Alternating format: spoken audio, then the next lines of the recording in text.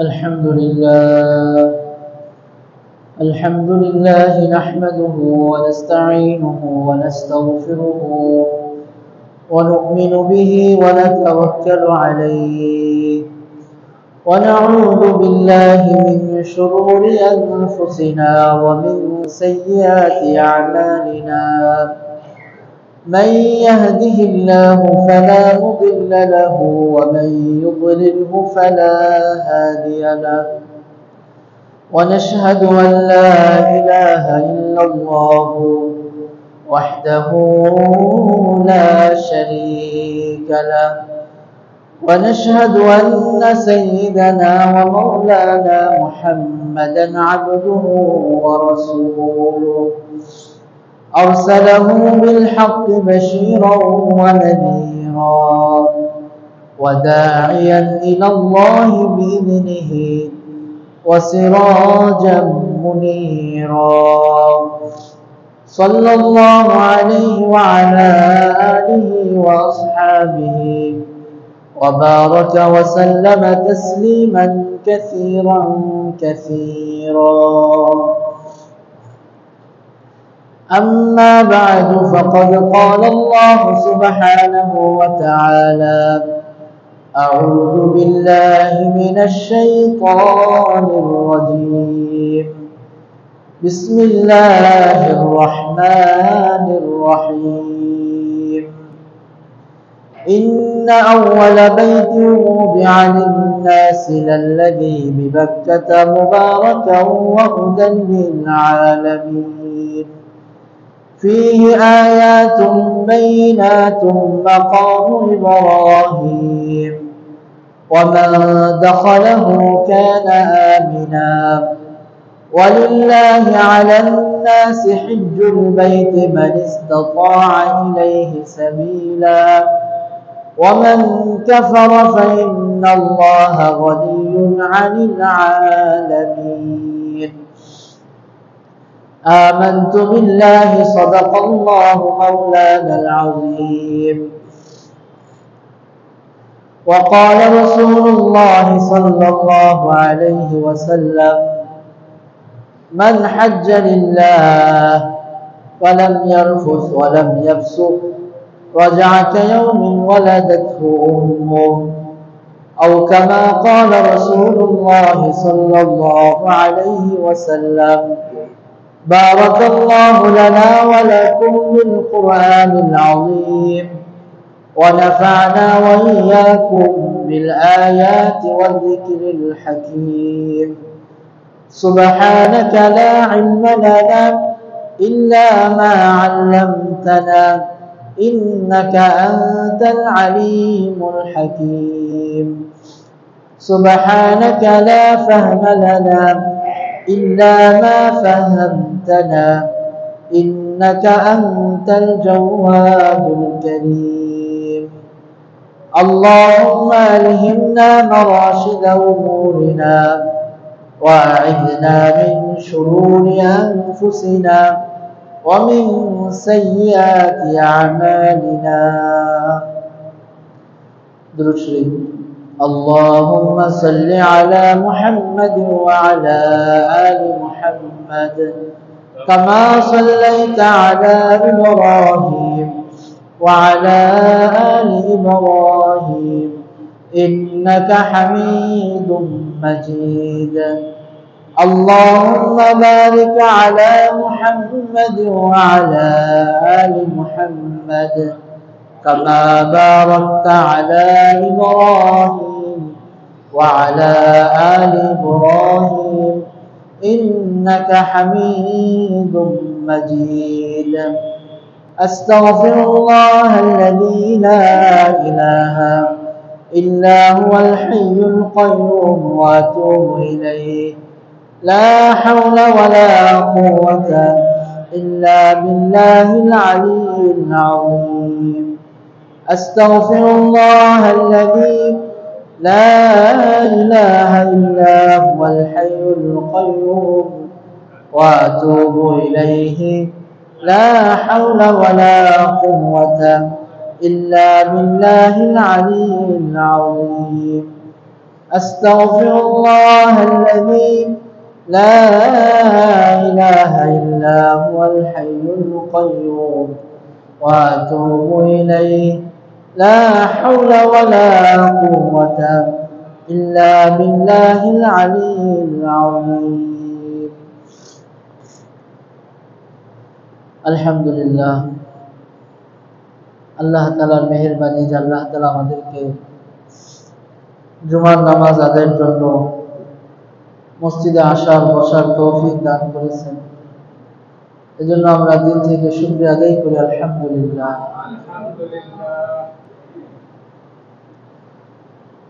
আল্লাহ সুবহানাহু ওয়া তাআলা কোরআনে কারীমের মধ্যে ইরশাদ করেন,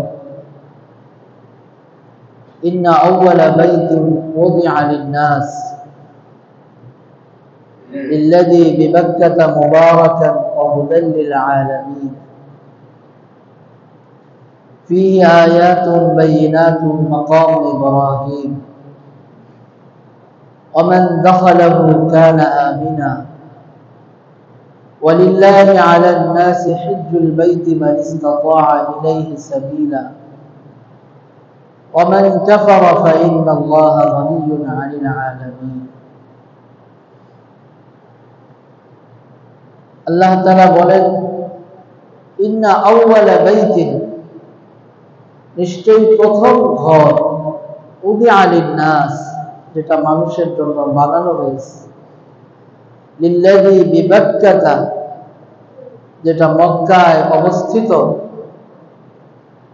মুবারাকান ওয়া হুদান লিন-নাস, সেটা বরকতপূর্ণ এবং হেদায়েতের মারকাজ, হেদায়েতের জায়গা। মুবারাকান ওয়া হুদান লিন-নাস, ইন্না আউওয়ালা বাইতিন উদিআ লিন-নাস লাল্লাযী বিবাক্কাতা মুবারাকান ওয়া হুদান লিল-আলামিন, ওয়া হুদান লিল-আলামিন, পুরা আলমের জন্য, সারা বিশ্বের জন্য, সারা দুনিয়ার জন্য এটা হেদায়েতের মারকাজ, হেদায়েতের জায়গা, হেদায়েত পাওয়ার জায়গা। ফীহি আয়াতুন বাইয়িনাতুন মাকাম ইব্রাহিম, সেখানে অনেক নিদর্শন আছে। বাইয়িনাত, স্পষ্ট নিদর্শন। কাবা ঘর আল্লাহ তাআলার স্পষ্ট নিদর্শন, হাজর আসওয়াদ আল্লাহ তাআলার স্পষ্ট নিদর্শন, মাকাম ইব্রাহিম আল্লাহ তাআলার স্পষ্ট নিদর্শন,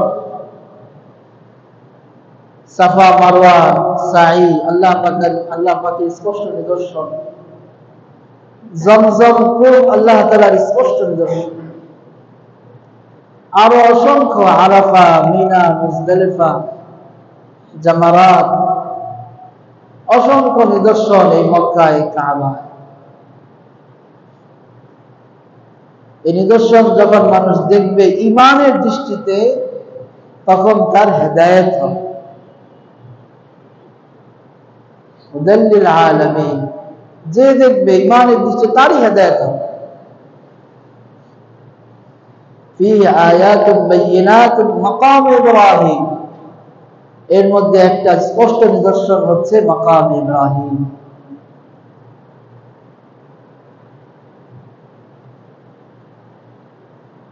ওমান দাখালাহু কানা আমিনা, যে হারামে প্রবেশ করে সে নিরাপদ হয়ে যায়। ওয়ালিল্লাহি আলান নাস হিজ্জুল বাইতি মান ইসতাতা ইলাইহি সাবিলা, আর যে কাবা পর্যন্ত, মক্কা পর্যন্ত পৌঁছতে সক্ষম হয়, তার জন্য ফরজ যে সে আল্লাহর জন্য হজ করবে।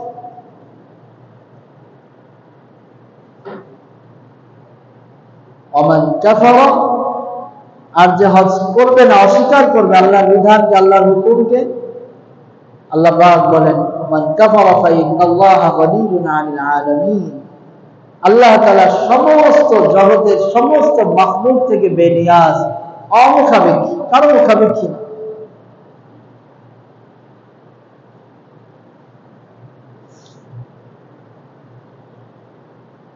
আল্লাহ সুবহানাহু ওয়া তাআলা মুসলমানদের উপর হজ ফরজ করেছেন। রাসূলুল্লাহ সাল্লাল্লাহু আলাইহি ওয়াসাল্লাম ইরশাদ করেন, বুনিয়াল ইসলামু আলা খামসিন, ইসলামের স্তম্ভ হচ্ছে পাঁচটি।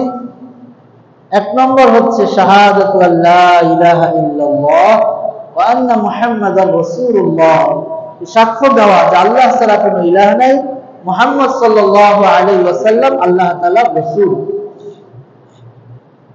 ওয়া ইকামুস সালাহ, দুই নম্বর হচ্ছে নামাজ কায়েম করা। ওয়া ইতাউজ যাকাত, তিন নম্বর হচ্ছে যাকাত আদায় করা। ওয়াল হজ, চার নম্বর হচ্ছে হজ করা। ওয়া সাওম রমাদান, পাঁচ নম্বর হচ্ছে রমজানের রোজা রাখা।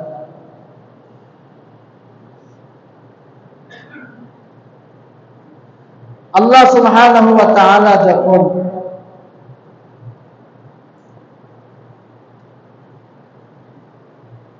আদম আলাইহিস সালামকে দুনিয়াতে পাঠাইলেন, সাথে সাথে আল্লাহ তাআলা এই ঘরকেও পাঠাইছেন।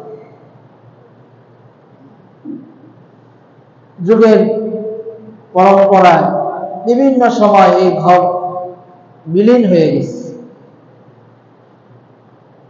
হযরত ইব্রাহিম আলাইহিস সালামের দ্বারা আল্লাহ তাআলা দুবার এই ঘরকে প্রতিষ্ঠিত করছে, নির্মাণ করছে।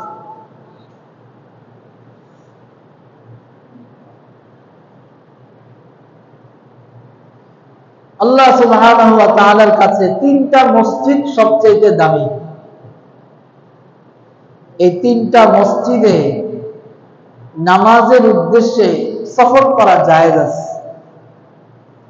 এক হচ্ছে হারাম মক্কাতুল মুকাররমা, আরেক হচ্ছে মদিনাতুল মুনাওয়ারা মসজিদে নববী, আরেক হচ্ছে মসজিদুল আকসা।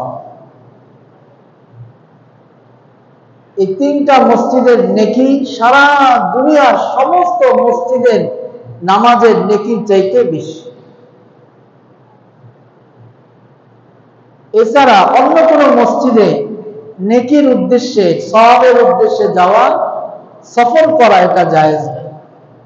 অমুক মসজিদে গেলে নামাজের নেকি বেশি হবে, এই উদ্দেশ্যে যাওয়া জায়েজ নয়।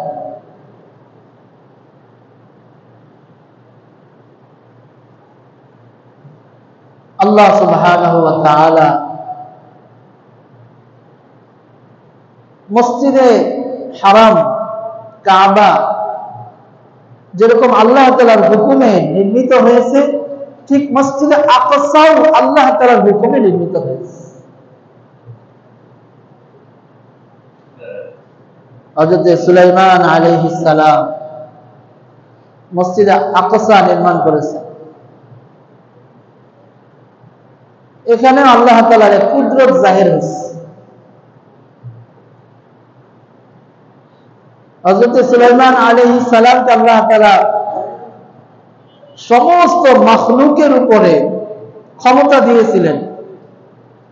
সমস্ত মাখলুকের ভাষা উনি বুঝতেন, হাসিটা পর্যন্ত বুঝতেন। কোরআনের মধ্যে এসেছে ফাতাবাসসামা দাহিকান মিন কওলিহা, হযরত সুলাইমান আলাইহিস সালাম পিপীলিকার কথা শুনে হাসি দিচ্ছেন।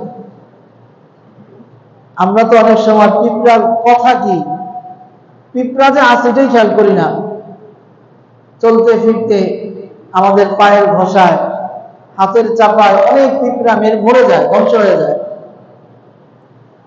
এটাও ঠিক না। ইচ্ছা করে কারণ ছাড়া কোন প্রাণীকে হত্যা করা, সেটা পিঁপড়াও যদি হয়, এটাও ঠিক না, যদি আপনার ক্ষতি না করে।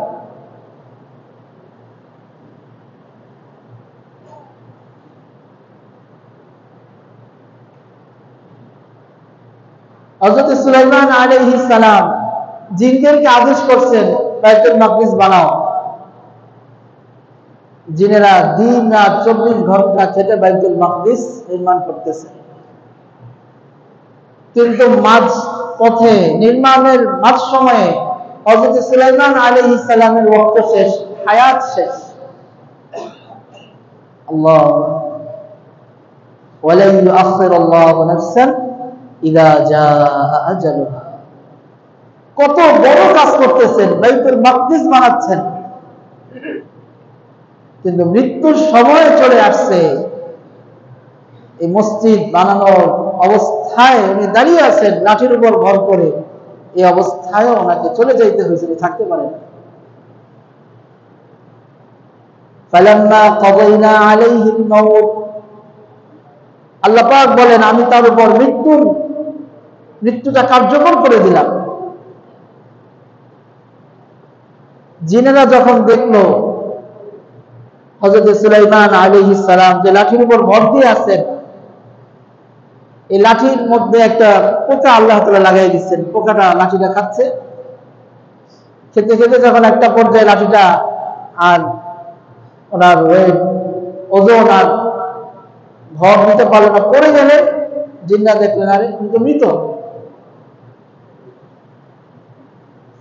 সুলাইমান আলাইহিস সালাম আল্লাহ তাআলার এমন একজন পয়গম্বর, এমন একজন নবী, ওনাকে দিয়ে আল্লাহ তাআলা বাইতুল মাকদিস নির্মাণ করেছেন, এবং ওনাকে আল্লাহ তাআলা বলছেন নি'মাল আবদু ইন্নাহু আওয়াব।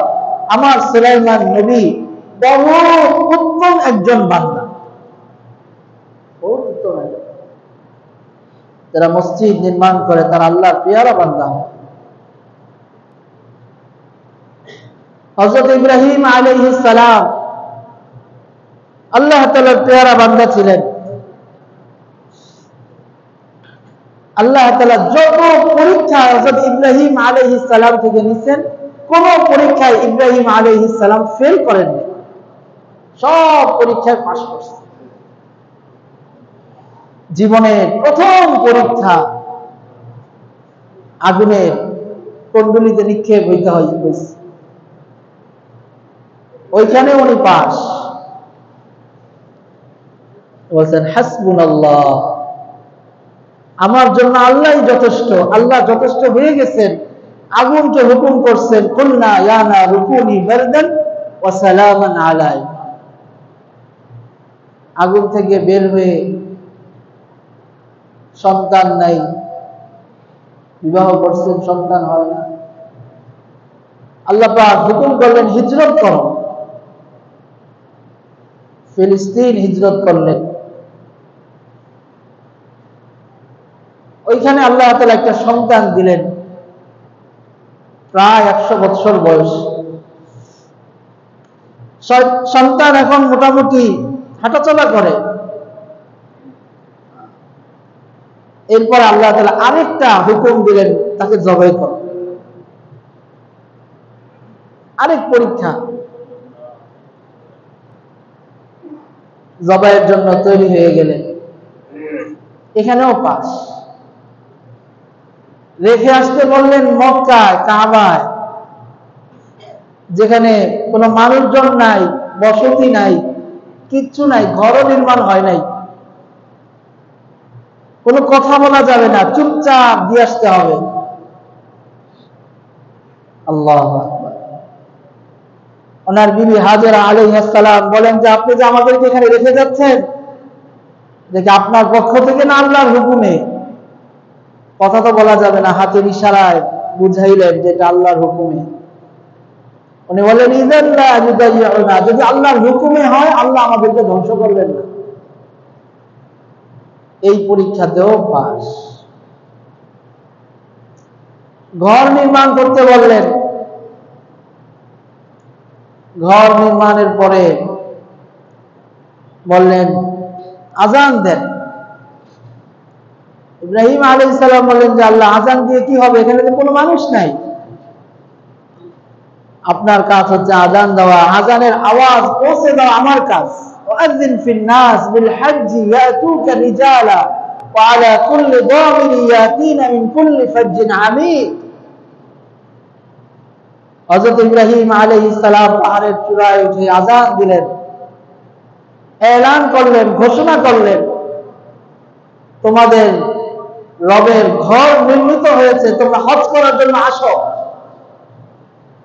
ওই আওয়াজকে আল্লাহ তাআলা পুরা দুনিয়ায় পৌঁছে দিলেন, রূহের জগতে পৌঁছে দিলেন, সমস্ত জায়গায় জায়গায় আল্লাহ পৌঁছে দিলেন। যারা যারা যতবার লাব্বাইক আল্লাহুম্মা লাব্বাইক বলেছে তাদের নসিবে ততবার হজ। হজের জন্য পেরেশান হওয়ার কোনো দরকার নেই। বাকি হজ ফরজ হয়ে গেলে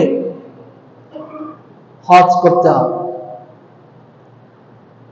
অনেকে চিন্তা করেন ছেলে বিয়ে করাই নাই, মেয়ে বিয়ে দেই নাই, এখনই কিসের হজ?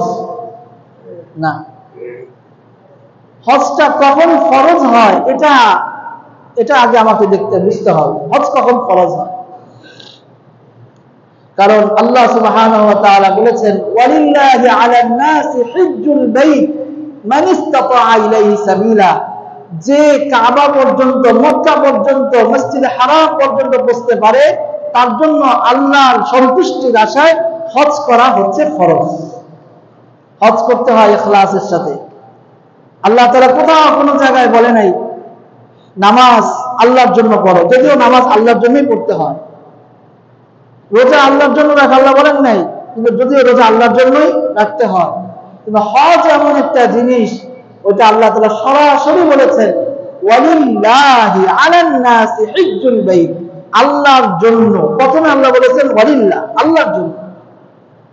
কারণ নামাজ মানুষ প্রতিদিন পড়ে, এক ওয়াক্ত নামাজে ইখলাস না আসলেও দ্বিতীয় ওয়াক্তে ইখলাস আসার সম্ভাবনা আছে। রোজা মানুষ কমসে কম বছরে 1 মাস রাখে, একদিনের রোজা ইখলাস না থাকলে আরেক দিনের রোজা ইখলাস আইসা যাওয়ার সম্ভাবনা আছে। হজ এমন একটা জিনিস, এটা জীবনে একবার ফরজ, কিন্তু এই একবার ফরজ আদায় করতে গিয়েও অনেক মানুষের ইখলাস থাকে না। আমি হজে যাচ্ছি, আমি হজে যাচ্ছি, আমি হজে যাচ্ছি বলতে বলতে মুখের ফেনা উঠে যাবে। কেন? নামাজ যেরকম ফরজ, হজ এরকম ফরজ। নামাজ পড়তে আসার জন্য আপনি তো কাউকে বলেন নাই যে আমি নামাজ পড়তে চাই, আমি নামাজ পড়তে চাই। তাহলে হজ করতে যখন যাবেন এতবার বলার কি প্রয়োজন? হ্যাঁ, একটা মাসালা আছে, হজ করতে যাওয়ার আগে সবার কাছে মাফ চেয়ে যাও। কারণ আরেক দেশে যাচ্ছ, কি অবস্থা হয়, লম্বা সফর, ফিরে নাও আসতে পারো, এই জন্য মাফ চেয়ে যাও, ক্ষমা চেয়ে যাও। ক্ষমা চা, আমারে মাফ করে দিয়ে চলার পথে আপনাদের সাথে উঠা বসায় চলাফেরায় ভুলভ্রান্তি হলে মাফ করে দিয়ে, আল্লাহ চাইলে আমি হজে যাওয়ার নিয়ত করছি।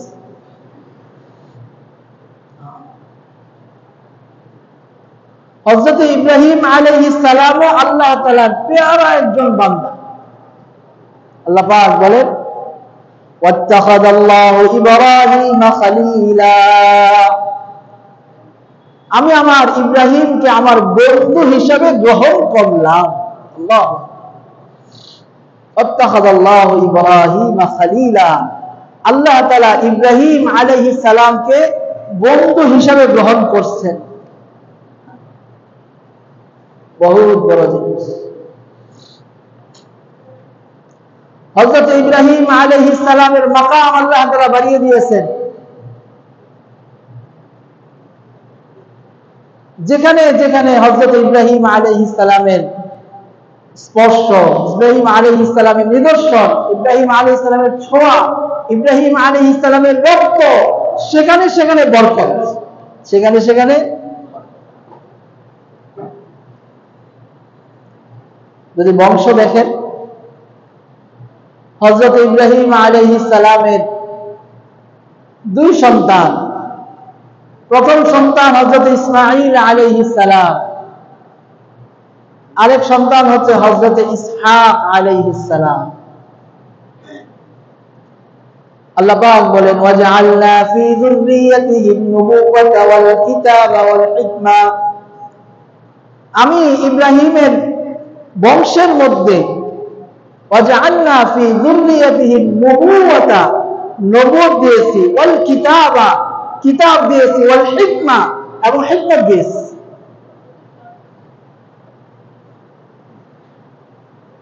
ইসহাক আলাইহিস সালাম, ওনার থেকে বনি ইসরাইলের সমস্ত নবী আসছে, হাজার হাজার নবী, লক্ষ লক্ষ নবী।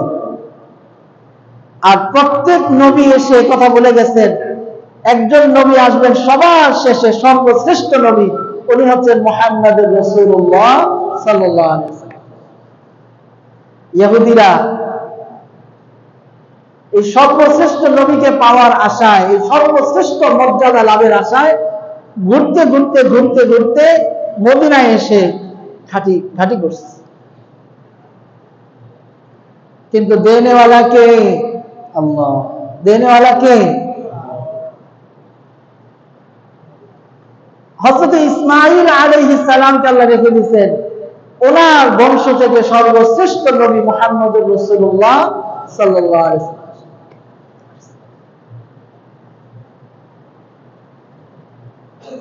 ইহুদিদের তারা জানে তাদের তাওরাত কিতাবের মধ্যে সব লেখা আছে হুজুর সাল্লাল্লাহু আলাইহি ওয়াসাল্লাম সম্পর্কে। তারা জানে মুহাম্মদ সাল্লাল্লাহু আলাইহি ওয়াসাল্লাম সর্বশ্রেষ্ঠ নবী, সর্বশ্রেষ্ঠ নবী। তারপরও তারা মানে না, মানতে পারে না তাদের ইগুর কারণে, যে আমরা কেন মানব, আমাদের বংশে কেন আসলো। হযরত ইব্রাহিম আলাইহিস সালাম, ওনার পায়ের ছাপ লেগেছে পাথরের উপরে, পাথরকে আল্লাহ তাআলা মর্যাদাবান করে দিয়েছে।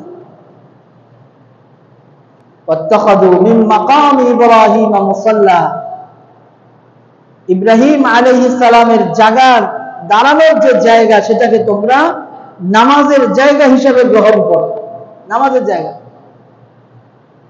হুজুর সাল্লাল্লাহু আলাইহি ওয়াসাল্লাম যখন কাবা ঘর তওয়াফ করতেন, সাত চক্কর শেষে এই মাকাম ইব্রাহিমে এসে সালাতুল তাওয়াফ ওয়াজিব 2 রাকাত নামাজ আদায় করেন। আজও হাজিরা করে। এই পাথরকে আল্লাহ তাআলা আজও রেখে দিয়েছেন। আল্লাহর নিদর্শন, আল্লাহর কুদরতের নিদর্শন। ইব্রাহিম আলাইহিস সালামের পায়ের ছাপ, ইব্রাহিম আলাইহিস সালামের পা পাথরের উপরে লাগছে, পাথর দামি হয়ে গেছে। হযরত ইসমাঈল আলাইহিস সালামের পা মরুভূমির বালুতে লাগছে, ওই মরুভূমির বালু থেকে জমজমের কূপ বাহির হওয়া শুরু হয়েছে, ওটাও দামি হয়ে গেছে।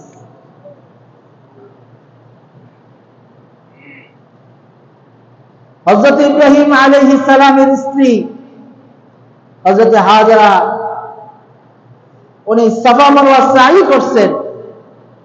এখন তো যারা গেছেন দেখছেন পুরাটাই টাইলস করা, এসি, এয়ার কন্ডিশন।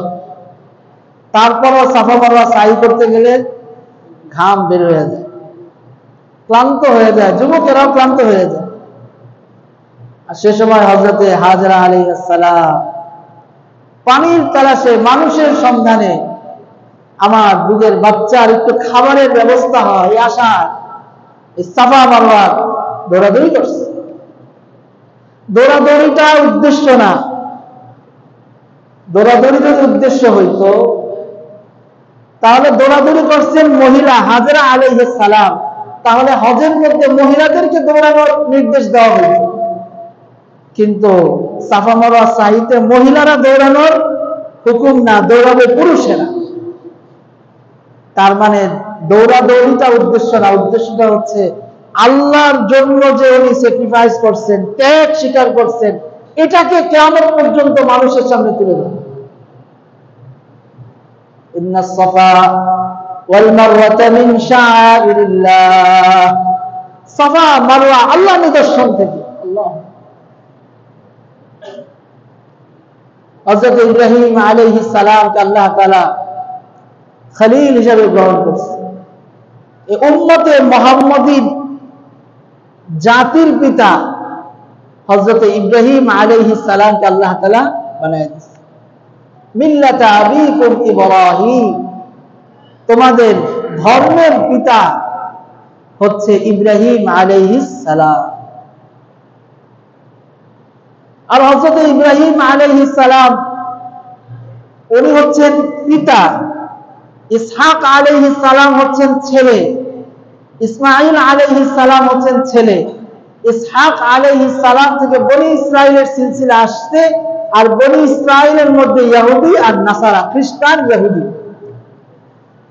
ইহুদিরা বলে ইব্রাহিম আলাইহিস সালাম খ্রিস্টান ছিলেন, নাসারারা বলে ইব্রাহিম আলাইহিস সালাম খ্রিস্টান ছিলেন, ইহুদিরা বলে ইব্রাহিম আলাইহিস সালাম ইহুদি ছিলেন।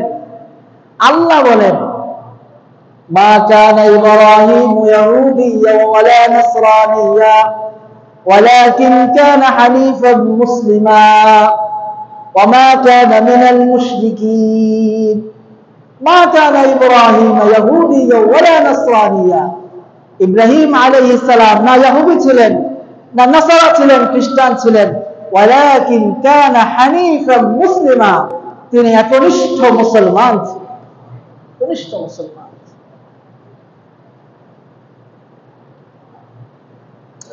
এজন্য আল্লাহ তাআলা হুজুর সাল্লাল্লাহু আলাইহি ওয়াসাল্লাম যে বলছেন ওয়াত্তাবি' মিল্লাতা ইব্রাহিম হানিফা ওয়া মা কানা মিনাল মুশরিকিন। এ নবী, আপনি ইব্রাহিম আলাইহিস সালামের মিল্লাতের অনুসরণ করেন, কারণ উনি মুশরিক ছিলেন না। হুজুর সাল্লাল্লাহু আলাইহি ওয়াসাল্লাম আর ইব্রাহিম আলাইহিস সালামের মধ্যে অনেকাংশে মিল ছিল। এক নম্বর, চেহারার দিক দিয়ে হুজুর সাল্লাল্লাহু আলাইহি ওয়াসাল্লামের সাথে ইব্রাহিম আলাইহিস সালামের চেহারার মিল ছিল।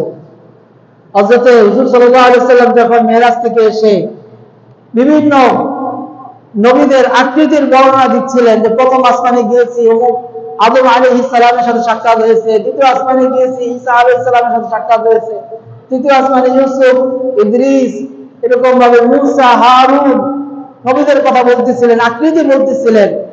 যখন ইব্রাহিম আলাইহিস সালামের কথা বললেন তখন বললেন উনজুর ইলা সাহিবিকুম, তোমরা তোমাদের সাথীর দিকে অর্থাৎ আমার দিকে তাকাও, আমার চেহারার মতন হযরত ইব্রাহিম আলাইহিস সালামের চেহারা।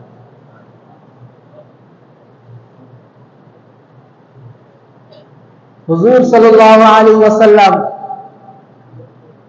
এবং ইব্রাহিম আলাইহিস সালামের ব্যাপারে আল্লাহ পাক বলেন লাকাদ কানা লাকুম ফি রাসূলিল্লাহি উসওয়াতুন হাসানাহ, যে রাসূলুল্লাহ সাল্লাল্লাহু আলাইহি ওয়াসাল্লামের মধ্যে তোমাদের উত্তম আদর্শ আছে। ইব্রাহিম আলাইহিস সালামের ব্যাপারে বলেন যে ইব্রাহিম আলাইহিস সালামের মধ্যে তোমাদের জন্য উত্তম আদর্শ আছে। চেহারায় মিল, উসওয়ায়ে হাসানায় মিল। রাসূলুল্লাহ সাল্লাল্লাহু আলাইহি ওয়াসাল্লাম, ইব্রাহিম আলাইহিস সালাম, মূসা আলাইহিস সালাম এবং পাঁচজন নবীকে আল্লাহ তাআলা বলেন উলুল আজমি মিনার রুসুল, ইজ্জত সম্মানিত প্রভাবশালী রাসূল পাঁচজন। এর মধ্যে হযরত ইব্রাহিম আলাইহিস সালাম এবং হযরত মুহাম্মদুর রাসূলুল্লাহ সাল্লাল্লাহু আলাইহি ওয়াসাল্লাম।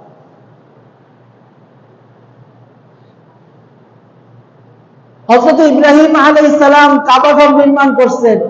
হুজুর সাল্লাল্লাহু আলাইহি ওয়াসাল্লাম 10 বছর বয়সে যখন কাবা ঘর পুনর্নির্মাণ করা হয়, হুজুর সাল্লাল্লাহু আলাইহি ওয়াসাল্লাম কাবা ঘর নির্মাণে অংশগ্রহণ করেছেন। সবাই উলঙ্গ হয়ে কাবা ঘর নির্মাণে অংশগ্রহণ করছেন, আর হুজুর সাল্লাল্লাহু আলাইহি ওয়াসাল্লামের কাপড় খুলেন নাই। যে মুহাম্মদ তুমি কাপড় খোলো, উনি কাপড় খোলেন। যখন বেশি পিড়াপিড়ি শুরু করছে, আল্লাহ তাআলা আল্লাহ রাসূল সাল্লাল্লাহু আলাইহি ওয়াসাল্লামকে বেহুশ করে দিয়েছে, হুঁশি হারাই অসুস্থ হয়ে গেছে। মা হালিমা আলাইহিস সালাম রাদিয়াল্লাহু আনহা উনি বলেন যে আমি মুহাম্মদ সাল্লাল্লাহু আলাইহি ওয়াসাল্লামের লালন পালন করছি, কোনদিন সে কোনো কারণে উফ আহ শব্দ করে নাই। যখনই ওনার সতর খোলার চেষ্টা করছি তখন উনি চিৎকার করছে। সতর শরম বহুত বড় জিনিস। হুজুর সাল্লাল্লাহু আলাইহি ওয়াসাল্লাম বলেন হযরত ইব্রাহিম আলাইহিস সালাম মক্কাকে হারাম করছেন, আর আমি মুহাম্মদুর রাসূলুল্লাহ সাল্লাল্লাহু আলাইহি ওয়াসাল্লাম মদিনাকে হারাম করছি। আমরা কি বলি হারামাইন শরীফ, দুই হারাম, দোনো জায়গায় অপরাধ করা হারাম, হত্যা করা হারাম। সর্বশেষ সবচেয়ে বড় মিল হচ্ছে দুরূদে ইব্রাহিম। এই দুরূদে ইব্রাহিমের মধ্যে হুজুর সাল্লাল্লাহু আলাইহি ওয়াসাল্লাম আছেন আবার ইব্রাহিম আলাইহিস সালামও আল্লাহুম্মা সাল্লি আলা মুহাম্মাদ ওয়া আলা আলি মুহাম্মাদ কামা সাল্লাইতা আলা ইব্রাহিম ওয়া আলা আলি ইব্রাহিম ইন্নাকা হামিদুম মাজিদ। হযরত ইব্রাহিম আলাইহিস সালাম দোয়া করছে, ওয়াজআলনি লিসানা সিদকিন ফিল আখিরিন, আল্লাহ আমার আলোচনাটা আপনি পরবর্তী জামানার ভালো মানুষদের জবানে কইলেন। নামাজ কি ভালো মানুষরা করে না খারাপ মানুষরা করে?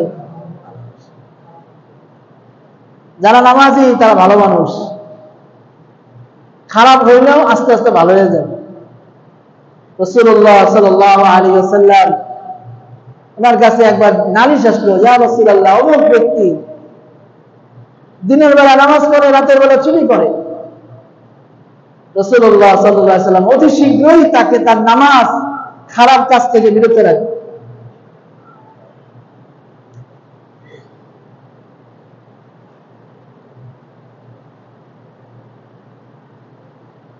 হারামাইন শরীফ যেরকম সম্মানিত, ঠিক বাইতুল মুকাদ্দাসও মুসলমানদের কাছে সম্মানিত।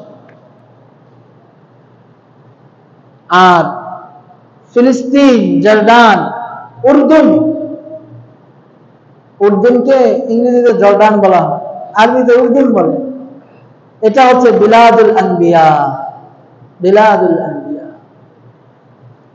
নবীদের শহর, নবীদের জন্মের শহর, নবীদের বসবাসের শহর, নবীদের হিজরতের শহর।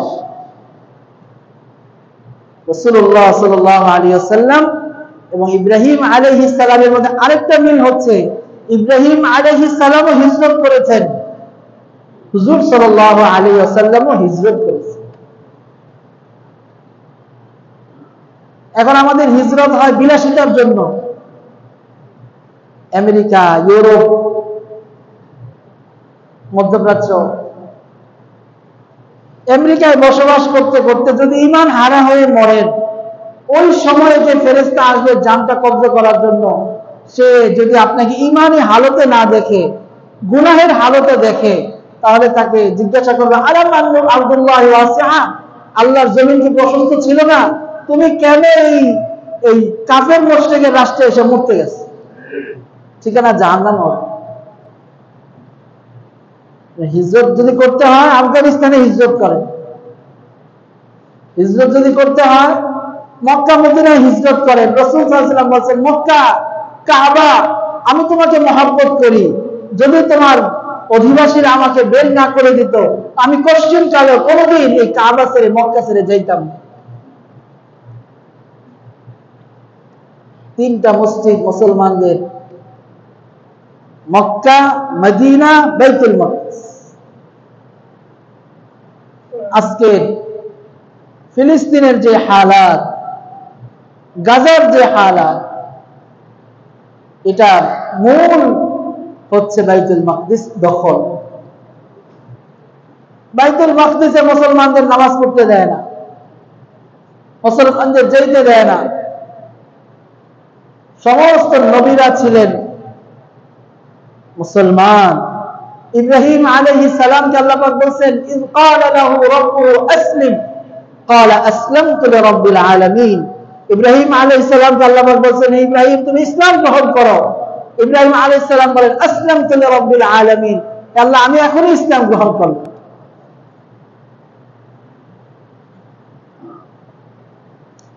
রাসূলুল্লাহ সাল্লাল্লাহু আলাইহি ওয়াসাল্লাম বলেন যে এই উম্মতের উদাহরণ হচ্ছে কাজাসাদিন ওয়াহিদিন, একটা শরীরের ন্যায়। একটা শরীরের মধ্যে হাত আছে, পা আছে, মাথা আছে, চোখ আছে, কান আছে। হাতে ব্যথা হলে পুরা শরীর পেরেশান, চোখে ব্যথা হলে পুরা শরীর পেরেশান, মাথায় ব্যথা হলে পুরা শরীর পেরেশান। এর মধ্যে বিশেষ একটা অঙ্গ হচ্ছে পেট, মার্কাস। এখান থেকে চতুর্দিকের এনার্জি, শক্তি সাপ্লাই হয়। মুসলমানদের মার্কাজ হচ্ছে মক্কা, মদিনা, বাইতুল মাকদিস।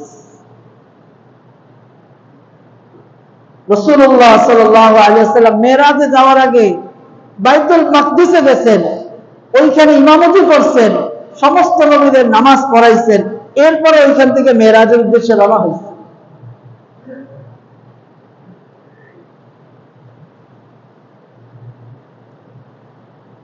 আজকের গাজার যে হালাত, আল্লাহ তাআলা চাইলে এক সেকেন্ডের মধ্যে, এক মুহূর্তের মধ্যে আল্লাহ তাআলা ইহুদিদের ধ্বংস করতে পারেন কি পারেন না? ওয়ালিল্লাহি জুনুদুস সামাওয়াতি ওয়াল আরদ, আল্লাহ পাক বলেন আমার অনেক সৈন্যবাহিনী আছে এই আসমান এবং জমিনের মধ্যে, কিন্তু তোমরা জানো না। এই বাতাসটা কার? সমুদ্রের পানি কার? যে বাতাসের মধ্যে বিমান চালায়, ওই বাতাসকে যদি শুধু আল্লাহ একটু হুকুম করে দেন, বিমান উঠতে পারবে না, যেটাই উঠবে সেটাই টক্কর করে যাবে। এটা কি অসম্ভব কিছু? আল্লাহ যদি সমুদ্রের পানিকে শুধু একটু হুকুম করে দেন যে একটা সাইক্লোন হবে, ইসরায়েলকে ভাসায় নিয়ে যাবে, এটা কি আল্লাহর পক্ষে অসম্ভব কিছু?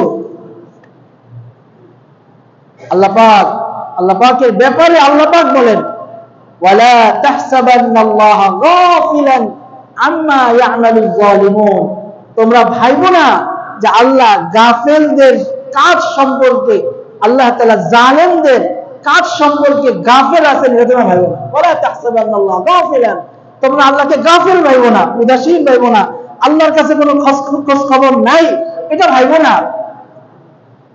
ইন্নামা ইউআখিরুহুম, আল্লাহ তাআলা ছাড় দেন, ছেড়ে দেন। ইউআখিরুহুম, তো ছাড় দেন।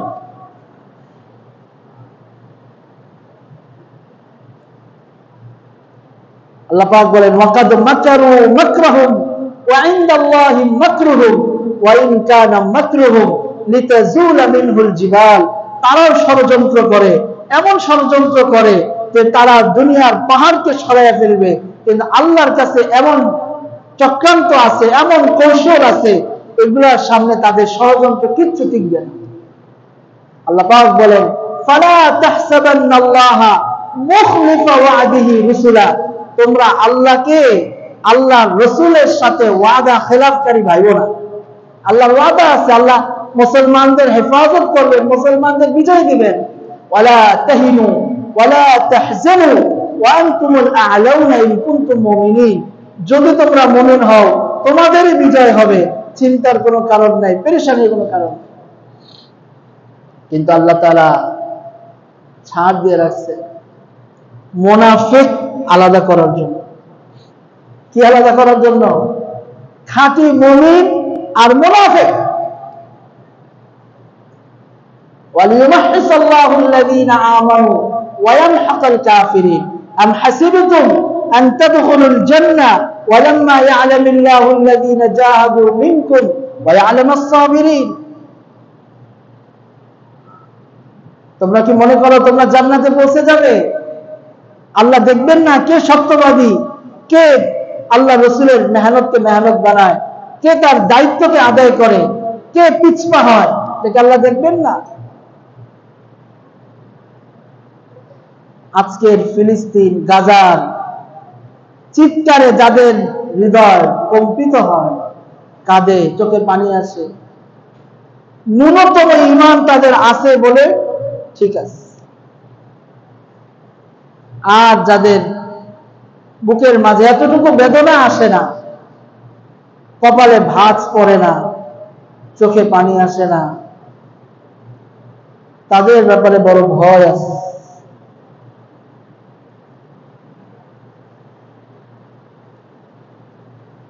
হযরত ইব্রাহিম আলাইহিস সালামকে যখন আগুনে ফেলা হয়, সবাই তো তার বিপক্ষে। একটা ব্যাঙ আসছে, ব্যাঙ এসে পেশাব করে দিচ্ছে। তো তাকে ব্যাঙ অন্যরা জিজ্ঞাসা করে, তোমার এই পেশাবের পানি দিয়ে কি হবে? তুমি একটা ব্যাঙ, ছোট্ট, ওটার মধ্যে আর কতটুকু পেশাবের পানি হয়? এত বড় আগুন। আমার সাধ্যে যা আছে আমি সেটা করলাম। করবেন তো আসলটা আল্লাহ তাআলা। আপনার সাধ্যে কি আছে? আমার সাধ্যে কি আছে? আমার সাধ্যে আছে যে আমি ইসরায়েলি কোন পণ্য বিক্রি করব না, নিজে কিনবো না, ব্যবহার করব। এটা আমার সাধ্যে আছে।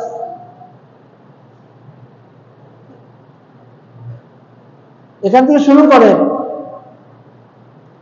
এরপরে সামাজিক যে প্রোগ্রামগুলো হয়, রাষ্ট্রীয় যে প্রোগ্রামগুলো হয়, লং মার্চ হয়, বিক্ষোভ হয়, এগুলোর মধ্যে শরীক হন, একত্রতা প্রকাশ করেন যে আমরা তাদের সাথে নাই, আমরা চাই এই জালেমের বিচার হোক।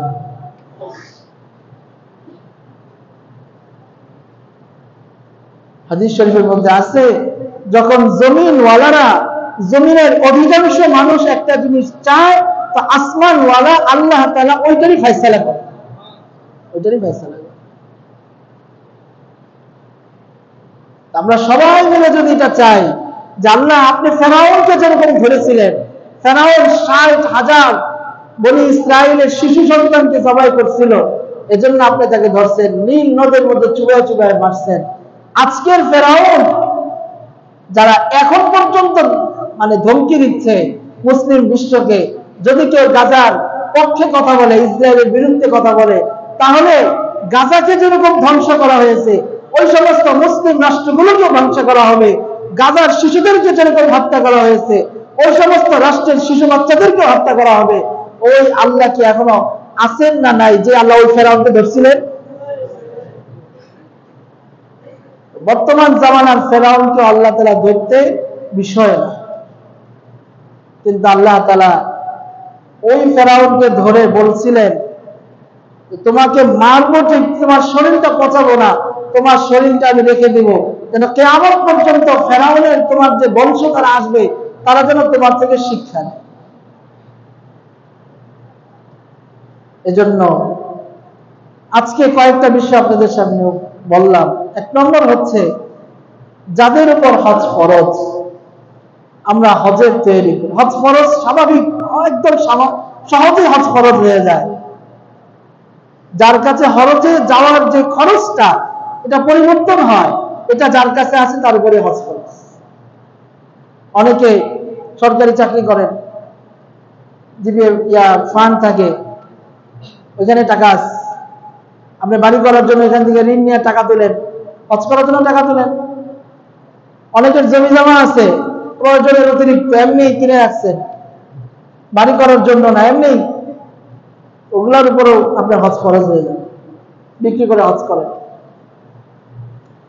3 লক্ষ টাকা যখন হজের খরচ ছিল, ওই সময় যাদের উপর হজ খরচ হয়েছে, আজকে যে 7.5 লক্ষ টাকা, 7 লক্ষ টাকা হজের খরচ, ওই খরচ কিন্তু এখনো তাদের কাজে রয়ে গেছে। এমন না তখন হজ খরচ ছিল, এখন তো আমার সামর্থ্য নেই, তাহলে তখন খরচ ছিল, এখনো খরচ আছে। এই জন্য হজ করা, হজ যত দ্রুত করা যায়। 2 নম্বর হচ্ছে,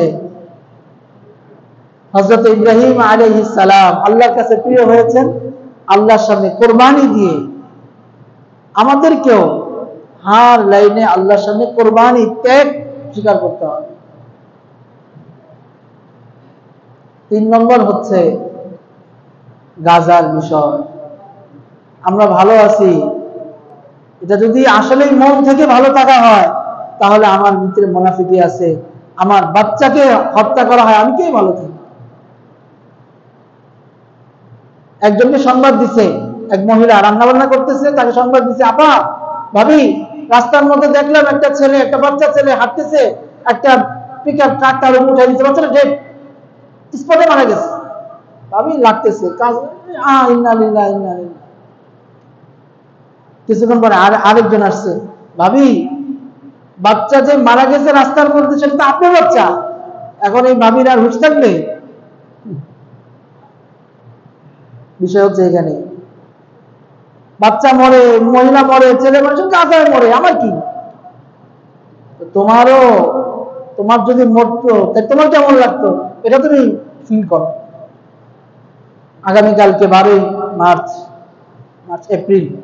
এপ্রিল সারা বাংলাদেশে মার্চ ফর গাজা কর্মসূচি দেওয়া হয়েছে। মতিঝিল, ওইখানে সারা বাংলাদেশে, বিশেষ করে শাহজাহানপুরের যারা উলামায়ে কেরাম আছেন, বিভিন্ন সংগঠন, বিভিন্ন রাজনৈতিক দল, বেরাজনৈতিক, অরাজনৈতিক দল, সবাই এই কর্মসূচি দিচ্ছে। আমরা যারা এখানে উপস্থিত আছি, বা উপস্থিত নাই, সবাই ইনশাআল্লাহ আমার সাধ্য যতটুকু আমি একত্রতা প্রকাশ করে এই লং মার্চ ফর গাজায় অংশগ্রহণ করবো ইনশাআল্লাহ। এই যে করবেন আর তুলে আল্লাহ তাআলা তৌফিক দান। আর 2 নম্বর হচ্ছে গাজার পণ্য বয়কট। আমি নিজে থেকে শুরু করি, আল্লাহ তাআলা আমাদের বরকত দিবেন ইনশাআল্লাহ। আল্লাহ তাআলা তৌফিক দান।